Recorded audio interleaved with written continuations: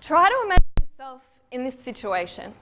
Every day when you go to work, you go knowing that day.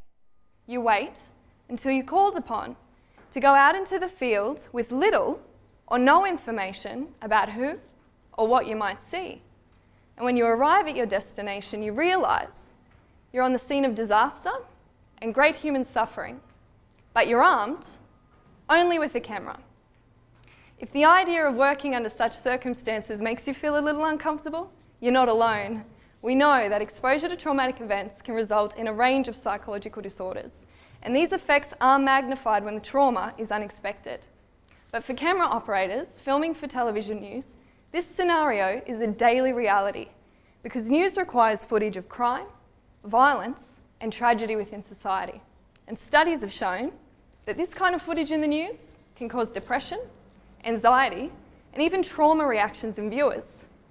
Yet much of what we see in the news is censored, but it isn't censored for camera operators. They are exposed firsthand to the emotional and visceral experience of trauma. They have to get up close and personal to get the best images possible to bear witness for you and for me. And this exposure is followed by hours of editing footage, essentially re-experiencing the trauma over and over.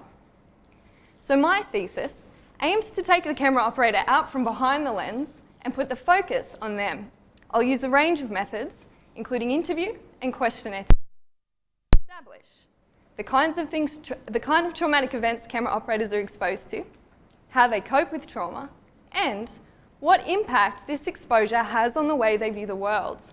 You see, everyone has beliefs about the world, about other people, and about themselves. As someone who's had a relatively normal and happy upbringing is likely to see the world as a pretty safe place, to see others as trustworthy, and to view themselves as competent.